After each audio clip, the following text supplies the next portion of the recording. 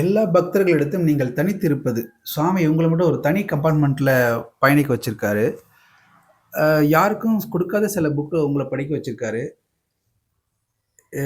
உங்களுடைய வேலைகள் அடுத்தவங்கள விட கம்பேர் பண்ணும்போது வேற ஒரு வேலைய உங்களுக்கு சாமி குடுத்துருக்காரா?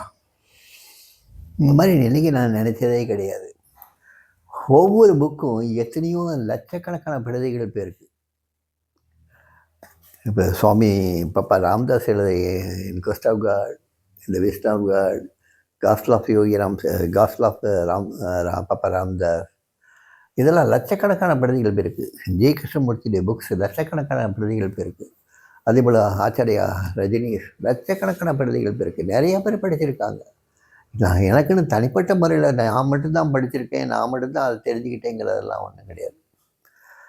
என்னை தனிப்பட்ட முறையில் தனி கம்பார்ட்மெண்ட்டில் வச்சு கூட்டு போகிறதா சொல்கிறதே தப்பு.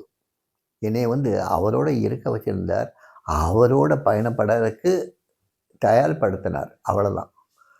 மற்றபடி என்னைய மட்டும் தனியாக வச்சு என்ன செய்ய போகிறார்?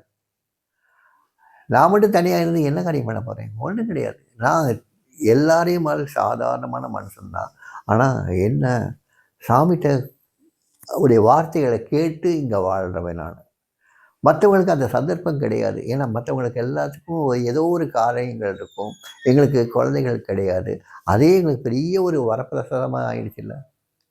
சுவாமி எங்களுக்கு அந்த குறையை பற்றி ஒரு நாளும் கேட்டதில்லை. நாங்களும் இது ஒரு குறையாக நினச்சதே கிடையாது. நாங்களும் போய் கேட்டதே கிடையாது. எங்களுக்கு குழந்தை வேணும்னு சொல்லி கேட்டதும் கிடையாது. சாமியை உனக்கு குழந்தை வேணுமான்னு கேட்டதும் கிடையாது. எங்களுக்கு சாமி குழந்தை இல்லைங்கிறத பற்றி ஒரு பிரச்சனையாகவே ஆகினது கிடையாது. இன்றைக்கு வரைக்கும் நாங்கள் வாழ்ந்துட்டுருக்கோம். ஆனால் எங்களுக்கு நிறைய குழந்தைகள் இருக்காங்க. உலகம் பூரா இருக்காங்க குழந்தைகள். நிறைய குழந்தைகள் இருக்காங்க.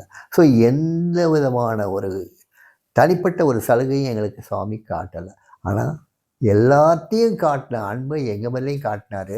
நாங்கள் அதை ரிசீவ் பண்ணிக்கிட்டோம். எத்தனையோ பேர் இன்னும் சில பேருடைய அன்பு வேணுங்கிறதுக்காக அலைஞ்சாங்க.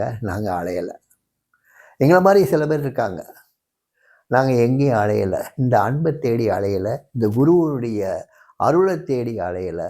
குருவை தேடி அலையலை. எங்களுக்கு குருன்னு இவர் கிடைச்சிட்டாரு, நான் தான் உன்னுடைய குருன்னு சொல்லிட்டாரு. This beggar is enough for யூன்னு என்னைக்கு எங்கள்கிட்ட சொன்னாரோ அன்றைக்கிலேருந்து வேறு எங்கேயும் போகிறதே கிடையாது.